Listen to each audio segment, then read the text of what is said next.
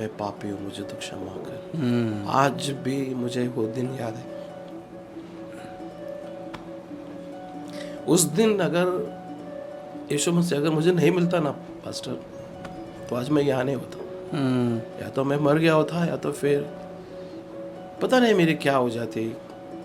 एक personal life होता है, माँ बाप दोस्त से भी ज़्यादा खुद को पता रहता है कि यार मैं क्या हूँ, मैं कहाँ जा रहा हूँ।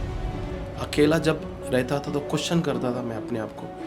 एजुकेशन नहीं है, पढ़ाई नहीं है, और बैक सपोर्ट ऐसा कुछ नहीं है। बहुत क्वेश्चंस थे।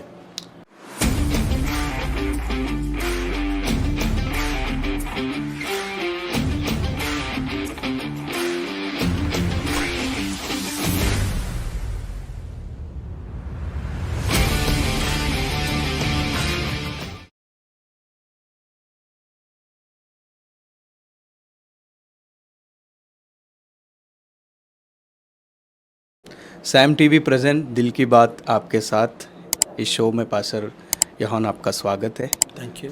वाकई में मैं आनंद हूँ, खुश हूँ yes. कि मुझे मेरे दिल की बात बोलने का एक मौका मिल रहा है इस चैनल पे। yes. Real I am very happy and appreciate. हमने ये शो का नाम दिल की बात आपके साथ इसीलिए रखा है क्योंकि मैं सोचता हूँ इस प्रकार से कि इंसान के जो बातें दिल में आती है ना, वो सच बोलता है, और जो मन में सोच विचार करके बोलता है ना, तो उसमें बातें मिलावटी होती है। यस, तो बातें जो दिल में आती है वो सच निकलता है। मैं हमेशा मेरे प्रीचिंग में मैं बहुत बार ऐसा बोलता हूँ ऐसे कि मैं जो भी प्रीच करूँगा सच करूँगा और सच के सिवा कुछ नहीं करूँगा।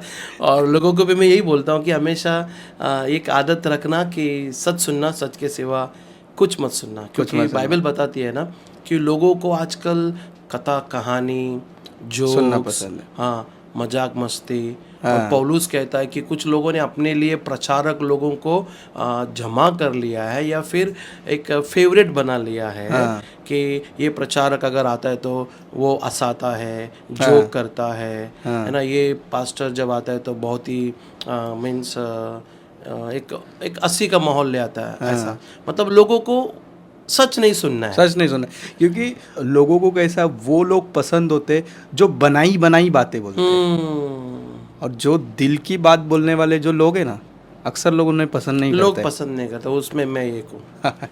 जहाँ दिल की बात आती है तो मैं दिल खोल के बोलता हूँ।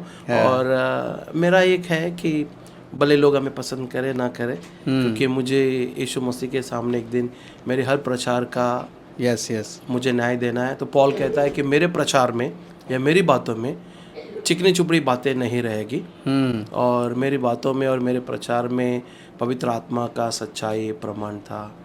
ये मैंने काफ़ी मेरे जो लाइफ को अगर कोई प्रभाव किया है आत्मिक जीवन में, वो है पॉल, जो बाइबल का पॉल है। यस उसकी किताबें जब मैं पढ़ता हूँ, लिटरली आई फील काश हमें भी ऐसा एक मौका मिलता, राइट, कि पॉल के जैसे रेवलेशन हमको मिले, राइट, या फिर उसके जैसा वो ग्रेस मिले, परमेश्वर का क्लोजनेस, राइट। सो जो बातें उन्होंने बाइबल में लाए, उसी को समझने के लिए आज पूरी दुनिया ऊपर नीचे हो रही है, लेकिन नहीं समझ पा रही है। या that's biggest I can say loss, या फिर एक रुकावट भी हम बोल सकते हैं इसका। यस सो मेरा ऐसा था ना पास्टर जी कि मैं एक मसीह परिवार में पैदा हुआ, और चर्च कभी गया नहीं ज़िंदगी में, बट क्रिसमस के टाइम। यानी कि आप मसीह परिवार में होकर भी चर्च नहीं कभी जाते? नहीं। अच्छा। नहीं। और उसका रीज़न मैं किसी को नहीं दे सकता हूँ, ना मम्मी डैडी को या किसी और को। क्योंकि डैडी अपने काम में परिवार को बड़ा करने में या उनको पाल पोस में ही वॉज बिजी। जब भी उनको छुट्टी मिलती संडे के दिन, तो वो उसमें भी वो काम पे जाते थे। अच्छा। जब मुझे पता है, dad was a carpenter, so small salary में 4 बच्चे को संभालना इस बॉम्बे शहर में बहुत मुश्किल था। तो अभी मैं वो चीज़ समझ सकता हूँ एक्चुअली। तो संडे जब कभी छुट्टी मिलता तो आई रिमेम्बर्ड कि जब मैं छोटा तो डैडी के साथ मैं जाता था उनके काम में हाथ बढ़ाने के लिए। अच्छा, तो अब आपकी एज क्या होगी उस समय? करीबन समझो 12-15, टीन एज। अच्छा, जैसे बच्चे तो होते आप हैं, डैड। मुंबई में थे उस समय? हाँ, मेरा जो बर्थ है वो पैदाइशी बॉम्बे का ही है। बस जैसा होता नहीं कि हमारे डिलीवरी के टाइम पे मम्मी गाँव गई डिलीवरी हुआ, फिर वापस यस यस। बॉम्बे में आए। तो बॉम्बे में मेरा स्कूल सब हुआ, लेकिन एजुकेशन मेरी उतनी नहीं हुई जितना होना था। उसका एक रीज़न है, क्योंकि मैं पढ़ाई में था होशियार, पर गलत संगति आ गई मेरे इसमें, मतलब दोस्त लोग मिल गए। फिर धीरे धीरे जीवन जो है हाथ से फिसलते गया। और सबसे पहले तो मेरे हाथ से छूट गया मेरा एजुकेशन, आउटलाइन या बुरी संगति के कारण। ये संगति का जो आपने उल्लेख किया, जब इंसान बचपन में जब वो अपना एजुकेशन कंप्लीट करता है तो बुरी संगति एजुकेशन को कितना इम्पैक्ट करता है? बहुत इम्पैक्ट करता है, बहुत। मैं बोलता हूँ उसका एक उदाहरण मैं खुद हूँ। हाँ। सो कोई ये नहीं बोल सकता कि नहीं मैं पढ़ रहा हूँ, मैं वैसा नहीं हूँ, वो तो सिर्फ मेरा दोस्त है, या फिर मैं सिर्फ जा रहा हूँ, या फिर मैं उनके साथ बैठ रहा हूँ। हाँ। ये मैंने समझता हूँ कि ये सही है, ये इफेक्ट गिरेगा ही गिरेगा, गिरता ही है। गिरता ही है। क्योंकि बाइबल बोलती है ना, वचन से तो पहला अध्याय में लिखा है कि हमारा जो संगति है पापियों के मध्य में, दुष्ट लोगों के मध्य में, टट्टा करने वालों के बीच में हमारा संगति नहीं रहना है। और बाइबल ये भी सिखाती है हम लोग को कि बुरी संगति जो है ना अच्छी चाल चलन को बिगाड़ देती है। आप कितना भी बोलो नहीं मैं अपने आप को कंट्रोल करूँगा, राइट। सो मैं एक जीता जागता उदाहरण हूँ, जो बुरी संगति ने मुझे बिगाड़ दिया। जब मुझे स्कूल जाना था, बुरी संगति मिली तो मैं बैग लेके पूरा दिन बाहर घूमता था। अच्छा, बंक मार के। हाँ। या तो कोई थिएटर में बैठो, या फिर जू चौपाटी में घूम लो जाके। हाँ। फिर माहिम में एक चर्च है, माहिम चर्च, जो बड़ा चर्च है, तो उधर हम जाके बैग हमारे कोने में रख देते थे। हाँ। पूरा दिन घूम के फिर शाम को बैग लेके घर। बुरी संगति। पर वो समय में जब हमारा जो एज रहता है उस समय तो हम ये बातों को समझ भी नहीं पाते कि बुरी संगति क्या होती है। तो मुझे लगता है कि माता पिता को बहुत ध्यान देने की ज़रूरत है। नहीं, उनको ध्यान देना भी बहुत ज़रूरी है। कि देखो अभी का टाइम कैसा ना पास जी, अभी आपके पास मोबाइल्स है, so you can find out where is your children. School में फ़ोन करो, क्लासेस में फ़ोन करो, हमारे बच्चे गए कि नहीं, आए कि नहीं। आपके पास है साधन। उस वक्त मोबाइल नहीं है, कुछ नहीं है, तो हमारे माँ बाप किसको पूछेंगे, राइट। और उस वक्त जहाँ तक मैं एक समझता हूँ कि माँ बाप का भी उतना थोड़ा जवाबदारी होती है कि बच्चा कॉलेज है गया कि नहीं, स्कूल गया कि नहीं, ट्यूशन गया कि नहीं, बैग लेके तो निकला है वो। आपके पास आज ये है, एक साधन है, एक इंस्ट्रूमेंट है, मोबाइल है, आप तुरंत पता लगा सकते हो। हमारे टाइम पे ऐसा नहीं। बट पेरेंट्स के पास भले ही आज साधन है, बट पेरेंट्स भी कई बार अपने पैसे कमाने में इतना व्यस्त हो जाते हैं, इतना बिजी हो जाते हैं कि फिर वो बच्चों की ओर ध्यान ही नहीं दे पाते। नहीं, मैं तो ये कहता हूँ भले आप लाख कमाओ, करोड़ों कमाओ, मेरा सोच इतना है कि मेरा बच्चा ही, मेरा बेटा, मेरा बेटी मेरे लिए पैसे से बढ़ के है। तो मैं समझता हूँ ना कि माँ बाप को पैसा बनाना ही चाहिए, क्योंकि बाइबल बोलती है माँ बाप बच्चों के लिए धन इकट्ठा करना है। हाँ। बच्चे माँ बाप के लिए धन इकट्ठा नहीं करना, बाइबल में है, ठीक है। So I can show from the Bible, but just अपना चल रहा है इसलिए मैं वर्बली बोल रहा हूँ। Yes yes. सो बाइबल में लिखा है ना कि माँ बाप जो है ना अपने बच्चों के लिए धन इकट्ठा करना है, एक्चुअली। हाँ ऐसा है। तो जब ये लोग धन इकट्ठा करके रखेंगे तो ही आगे का जनरेशन लेके चलेगा। यस। सो जो बच्चे पैदा ही नहीं हुआ है तो वो हमारे लिए कैसे धन इकट्ठा करेंगे, या फिर पैदा होने के बाद वो लोग धन इकट्ठा करके कैसे आपको देंगे। सिर्फ आपका लाइफ को सिक्योर कर सकते हैं वो लोग, थोड़ा सा मदद कर सकते हैं जीने के लिए, एक लग्जरी लाइफ दे सकता है वो लोग, इतना ही। सो मेरा एक कहना है, मानना है कि माँ बाप पैसा बनाओ, पैसा बनाते बनाते अपने बच्चों पे भी थोड़ा ध्यान देना है, ख्याल रखना है। बाइबल में लिखा है कि जो पिता या पेरेंट्स बच्चों को नहीं डांटते या फिर उनको शिक्षा नहीं देते, वो उनके लिए एक दुश्मन या एनिमी दुश्मन है। सो कहीं ना कहीं हम लोग थोड़ा स्ट्रिक्ट होना ज़रूरी है। लेकिन यहाँ पे एक बात है पास्टर, आपने जो डांटने का उल्लेख किया, पेरेंट्स कई बार इस चीज़ों को बखूबी निभाता है, डांटने वाला पार्ट। जब उनके बच्चे गलत हो जाते हैं तो डांटने वाला पार्ट को बहुत अच्छे से निभाते हैं कई सारे पेरेंट्स। लेकिन जब चीज़ें हाथ से चले गई उसके बाद डांट के कोई मतलब नहीं।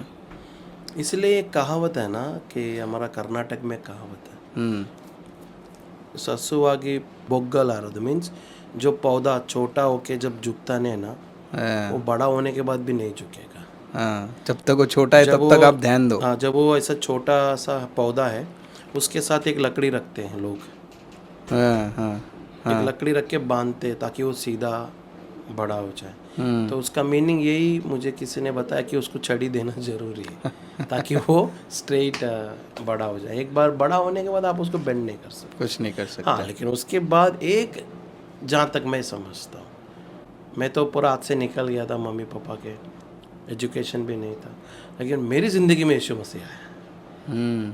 वो एक आपको सुपर नेचुरल एक ब्लेसिंग्स आ सकती है, एक मौका है, इफ़ गॉड्स विल, अगर परमेश्वर चाहे तो हम अपने बच्चों को ला सकते हैं फिर से प्रभु के पास। तो कैसे प्रभु यीशु मसीह आपके जीवन में आए?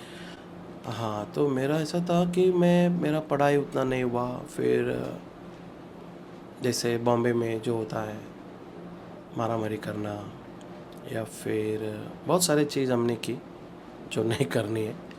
मेरी ज़िंदगी पूरा पाप में निकल गया था, सिगरेट, दारू, मारामारी करना, छोटी मोटी हफ्ता लेना। तब उम्र क्या होगी आपकी? एट्स दैट टाइम आई थिंक 18, 19, 20। इतने कम उम्र? हाँ। और चौली, स्लम, धारावी। और प्रॉब्लम ये है कि सराउंडिंग अगर पढ़ा लिखा नहीं है तो आपको वही चीज़ मिलेगी जो वो कैरी कर रहे हैं, है ना। तो ये सब थी। और उसके बाद मेरा लाइफ ऐसा हो गया पास्टर कि एक एक एक बंजर जैसा बन गया था, एकदम बैरन, नो एजुकेशन, नो जॉब, कोई खुशी नहीं, माँ बाप को खुशी नहीं दे पाता हूँ, खुद खुश नहीं रह पा रहा हूँ। So this was all took me into more deep in the sin, पाप में। फिर एक 1991 में एक प्रार्थना सभा चल रही थी धारावी के अंदर, अक्टूबर 23। वहाँ पर एक ब्रदर आए थे, SR मनोहर। बोला गया कि चलो इधर एक मीटिंग है, हम लोग जाके बैठते हैं, सुनते क्या होता है। और मैं बोला यार क्या जाना है अपने को। और सबसे बड़े बात ये हुआ था ना पास्टर कि जो लोग मीटिंग रखे, जो वहाँ का जो यूथ्स होते हैं ना, तो उनको भी हम लोगों ने मारे थे। हाँ, कुछ रीज़न था ऐसा ही। तो मैं बोला यार वो चर्च के बच्चे लोग को तो अपन मारे हैं बहुत, अच्छा। अगर वहाँ चले जाएंगे तो वो हमको मारेंगे। तो बोला नहीं, क्रिश्चियन लोग मारते नहीं, सिर्फ मार खाते। बोला यार रिस्क तो ले रहे हैं हम लोग उधर जाने का। और ऐसा था कि मैंने बोला यार नहीं जाते यार, चलो दोपहर का टाइम है, बियर और मंगा के पी लेते हैं। अच्छा, ये सब था। तो और उस दिन ऐसा था कि परमेश्वर की एक, आई कैन से टुडे कि वो गॉड का प्लान ही था। उस दिन ₹1 ने जेब में कि यार कुछ करे, बट मेरा फ्रेंड मुझे बोला कि नहीं चल जाके बैठते देखते क्या होता। हम लोग सब गए, बैठे ज़मीन पे बैठे, ऐसा 3-3,500 यूथ्स और एक खूबसूरत सा जवान SR मनोहर प्रचार कर रहा। और मैं देखा कि यार ये तो बहुत हैंडसम है, अमिताभ बच्चन जैसा लग रहा है, हाइट एकदम। अच्छा, so sweet and charming, good look. और पास्टर आप यकीन करो, मैं बैठा उधर, और जब उन्होंने कहा कि जवान तू अगर आज रात को मरता है तो तू कहाँ जाएगा, तूने बहुत पाप किया, पाप की मजदूरी मृत्यु है, पाप जो है तुझे नरक की ओर ले जा रहा है। डायरेक्टली आपको देख के बात कर? नहीं, वो ही वॉज जस्ट ना एक जनरल बात कर रहे हैं। हाँ, प्रचार चल रहा है। मुझे ऐसा लग रहा है कि वो बंदा मुझे ही पॉइंट कर रहा है। और मैं बोल रहा हूँ यार ये इंसान को मेरे बारे में और इतना डिटेल में कैसा बता रहा। और वो बोले जा रहा है कि तू कुछ कर नहीं पा रहा है, एजुकेशन नहीं है, ये नहीं है, तू मतलब कुछ काम का नहीं है, ऐसा तू सोच रहा है, परिवार के लिए, माँ बाप के लिए, फ्रेंड्स के लिए, तो कुछ भी नहीं है।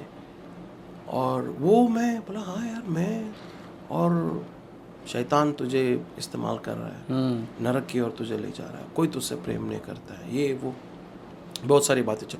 और मेरे अंदर वो चीज़ चलने लगी, हाँ मैं पापी हूँ, मुझे यीशु चाहिए। और पास्टर आप यकीन कीजिए, मुझे ऐसा लग रहा है कि मैं रोना है अभी, चिल्लाना है कि मैं पापी हूँ, मुझे क्षमा कर, मेरे ज़िंदगी में तू आ, ये सब चीज़। देन उन्होंने और भी बोला, जीसस लव्स यू, यीशु मसीह तुमसे प्रेम करता है, अगर आज तो अपने जीवन यीशु को देगा, तेरा जीवन बदल जाएगा। बहुत सारे, तो वो जो मैं कंट्रोल कर रहा था अपने आप को, नहीं रोना है इतने पब्लिक में, और मेरे दोस्त लोग मेरे साथ हैं, मैं अपने आप को कंट्रोल कर रहा हूँ। पास पता नहीं एक ऐसी बात उन्होंने बोला, यीशु मसीह तुमसे बहुत प्यार करता है, माँ बाप से, दोस्तों से ज़्यादा तुझसे वो प्यार करता है। That made me to cry. उस दिन मैंने 3000 से भी ज़्यादा यूथ उधर थे, मैं उस क्राउड के अंदर अपने हाथ उठाया, चिल्लाया, बोला यीशु मैं पापी हूँ, मुझे तो क्षमा कर। आज भी मुझे वो दिन याद है। उस दिन अगर यीशु मसीह अगर मुझे नहीं मिलता ना पास्टर, तो आज मैं यहाँ नहीं होता। या तो मैं मर गया होता, या तो फिर पता नहीं मेरी क्या हो जाती। एक पर्सनल लाइफ होता है, माँ बाप दोस्त से भी ज़्यादा खुद को पता रहता है कि यार मैं क्या हूँ, मैं कहाँ जा रहा हूँ। अकेला जब रहता था तो क्वेश्चन करता था मैं अपने आप को, एजुकेशन नहीं है, पढ़ाई नहीं है, और बैक सपोर्ट ऐसा कुछ नहीं है, बहुत क्वेश्चंस थे। तो ऐसे समय में कई बार जीवन को ख़त्म करने के भी सोच अरे पूछो मत पास्टर, मैं कई बार घर छोड़ के जाने का सोचा, कई बार सोचा कि निकल जाऊं कहीं, फिर एक होता है ना अंदर कि नहीं यार, मम्मी है, पापा है, नहीं हो पाया मेरे से। But today when I think this all things, when I see back, मैं प्रभु यीशु को बहुत बहुत बहुत धन्यवाद देता हूँ कि यार कहीं ना कहीं वो मुझे संभाल रहा था। जैसे पॉल कहता है कि वो मुझे उत्पत्ति से पहले वो मुझे जानता है। गलतियंस में वो कहता है कि जब मैं माँ के कोख में था तब उसने मुझे चुन लिया था, और जब सही समय आया कि उसके पुत्र यीशु मसीह को मेरे द्वारा इस दुनिया में प्रचार में लाए या प्रचार करे, तो सही समय में उसने बुला लिया। तो मैं समझता हूँ कहीं ना कहीं नहीं, ये बात सच है। सॉरी मैं ये बोल रहा हूँ कहीं ना कहीं, आई नो दैट 100% कि मैं भी प्रभु के नज़र में, उनके प्लान में, उनकी योजना में था। दुनिया बनाने से पहले वो यूहन्ना को जानता था, और जब मैं मेरे माँ के पेट में पहले दिन जब मैं आया, तब उसने मुझ पे चित्त लगाए, बोला ये मुझे चाहिए। यस। और उसके बाद जब मैं दुनिया में था, उसने मुझे छोड़ दिया, बोला जो करना है कर, तेरा एक टाइम है, मैं बुला लेता हूँ। उस वक्त उसने मेरी ज़िंदगी जीने दी, और जब सही समय आया तो मैं समझता हूँ कि एक हुक उसने पानी में डाल दी और मुझे अपनी ओर पकड़ लिया। ऐसा हुक, आज तक हुक मेरे मुंह में है ना वो हुक। मैं तो यही बोलूँ प्रभु, हुक और गहरा जाए अंदर, कि मैं तेरे हाथ से या तेरे हुक से कभी छूट नहीं जाऊँ। तो देन उस दिन मैंने अपना जीवन यीशु को दिया। पास्टर जी मैं ज़रूर बोलना चाहूँगा, उस दिन मैंने चिल्लाया, बोला कि यीशु मैं पापी हूँ, मुझे क्षमा कर, मेरे जीवन में आ, मुझे बदल दे। फिर वो मीटिंग थोड़ा डिस्टर्ब हो गई मेरे कारण। फिर वो पास्टर ने मुझे आगे बुलाया और ये कहा कि क्या तू अपना जीवन यीशु को देगा। अच्छा, अब मुझे ये नहीं मालूम यीशु मसीह को जीवन कैसे देना है। आज का बिलीवर लोग हर मीटिंग में जीवन देते रहते हैं।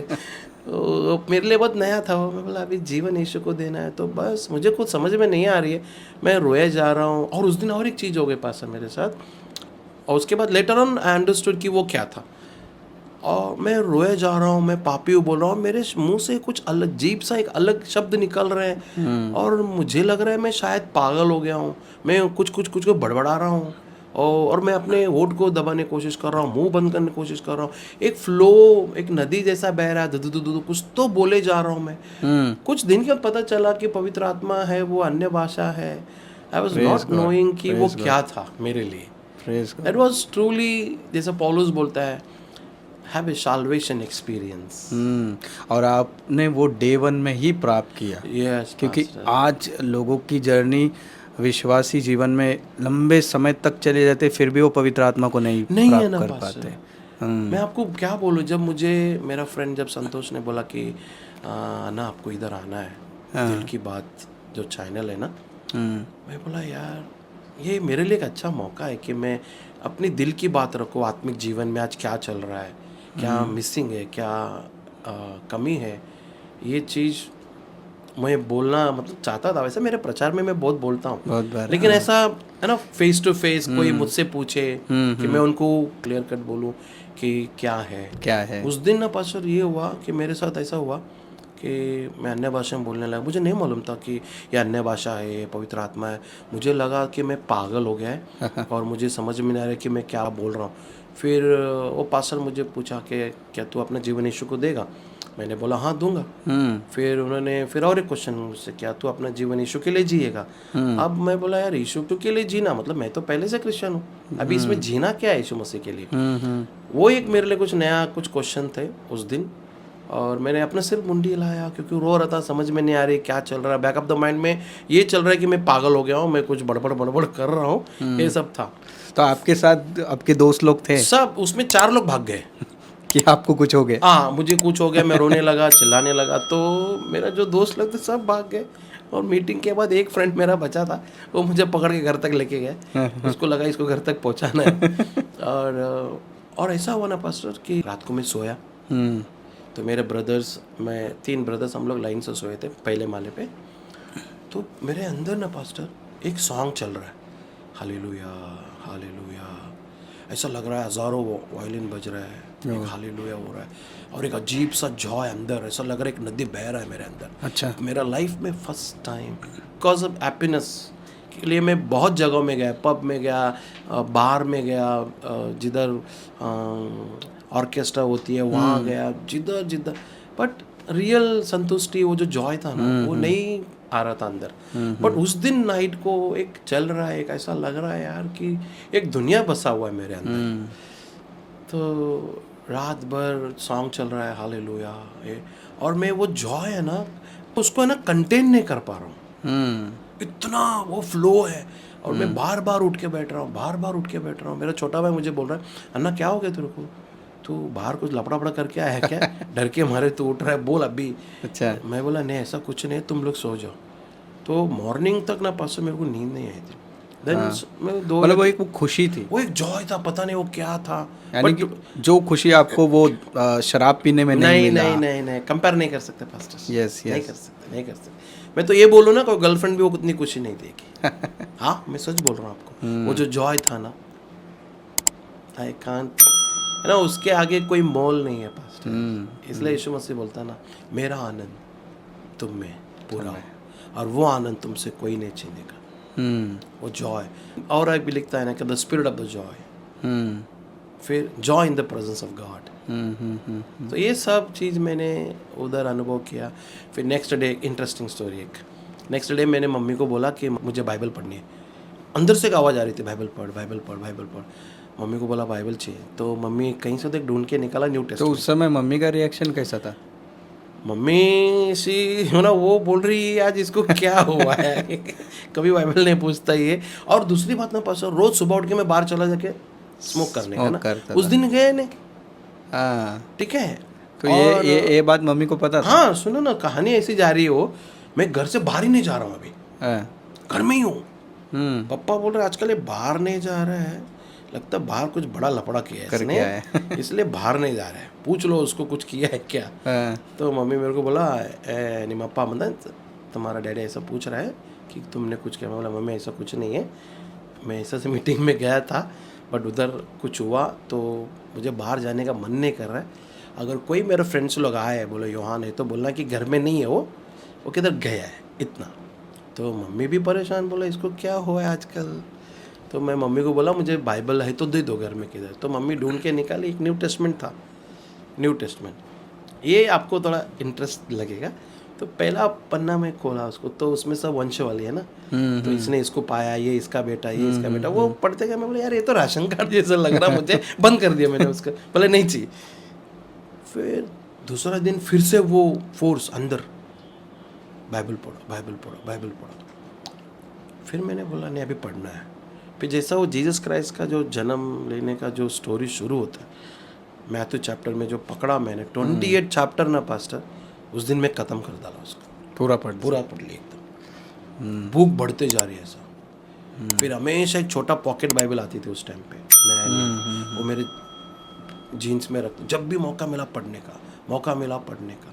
फिर अंदर एक झील आ गई कि अब तुझे जो यीशु मिला है ना वो किसी और को दे जाके। अच्छा। हाँ, और अभी और मैं कोई चर्च ज्वाइन नहीं किया, मुझे कोई फॉलोअप नहीं किया, कोई पास्टर नहीं है मेरे पास सिखाने के लिए, बट ये सब चीज़ मेरे साथ हो रहा है, ठीक है। और मैं ट्रेन में, लोकल ट्रेन में बांद्रा में आकर फास्ट ट्रेन पकड़ लेता था, अंधेरी फिर बोरीवली ऐसा, फिर अंधेरी से Dadar, Bombay central, Churchgate, fast train में खड़ा रह के बीच में चिल्लाने, यीशु मसीह आपसे प्यार करता है, यीशु आपके लिए क्रूस पे मारा गया, ऐसे बोल के प्रीच करने का। यहाँ से मेरी जर्नी शुरू हो गई, बस स्टैंड में जाके लोगों को प्रचार करने का, जो बस के लिए खड़े होते हैं, यीशु मसीह आपसे प्रेम करता है, ये वो। मैं पास्टर आप यकीन करो, मैं इवन मैं रेड लाइट एरिया में भी गया, जहाँ जो सिस्टर्स लोग खड़े होते हैं लाइन में, उनको भी जाके मैंने सुसमाचार सुनाया कि यीशु मसीह आपसे बहुत प्यार करता है। सो ऐसा मेरा जर्नी, एक नया शुरुआत मेरी हो गई थी, एक नया दुनिया मेरे ज़िंदगी में आ चुका था, उसका नाम यीशु मसीह। और अच्छा लग रहा था पास्टर। और उस वक्त ऐसा था कि मेरी आत्मिक भूख इतना बढ़ गया था, जहाँ कहीं भी प्रार्थना होती दौड़ता, कितना भी दूर है, पैसा रहे नहीं रहे, कभी कभी बिना टिकट का ट्रेन में मीटिंग में जाना है, अटेंड करना है, पैसे नहीं होते थे। जब मैं आउटलाइन में था तो रोज़ पैसे रहते थे। हाँ। अभी नहीं है। तो ट्रेन में चढ़ने का, बिना टिकट का प्रार्थना करने का, प्रभु बचा ले टीसी से। प्रभु सुनता था कि मैं क्या करें, अभी इसका सुनना पड़ेगा। तो ऐसे धीरे धीरे सीखते गया, और मेरे अंदर एक इच्छा आ गई थी कि प्रभु मेरा अभिषेक कर, मेरा उपयोग कर उन दिनों में। और बहुत ही लगातार प्रार्थना करने लगा। बहुत सारे मेरे साथ ऐसी गवाही हो गया, मैं शेयर कर सकता हूँ। यस। सो कहीं मेरे अंदर एक ऐसा आया कि तू प्रार्थना कर अभिषेक के लिए, वो मैं रोज़ प्रार्थना करने का पास्टर। एक दिन ऐसा हुआ, मैं मम्मी को बोला, चाली में पहला माला उस पर मैं प्रार्थना कर रहा था, मम्मी को बोला कि कोई ऊपर मत आना, और कोई आए तो भी बोलो कि मैं नहीं हूँ। मैं घुटना टेक के अपना हाथ उठा के प्रार्थना कर रहा था पास्टर। अचानक मैं गिर गया, मेरा ज़मीन पे मैं मुँह के बल गिर गया, और थोड़ा देर में मैं देखता हूँ कि मैं कहीं और है। अच्छा। या मैं बहुत कम जगह में इसको मैं शेयर किया है, बट आज दिल की बात तो दिल में है, तो उसको मैं ज़रूर बताना चाहूँगा, ताकि लोग इससे प्रोत्साहित हो, वो भी प्रार्थना करें।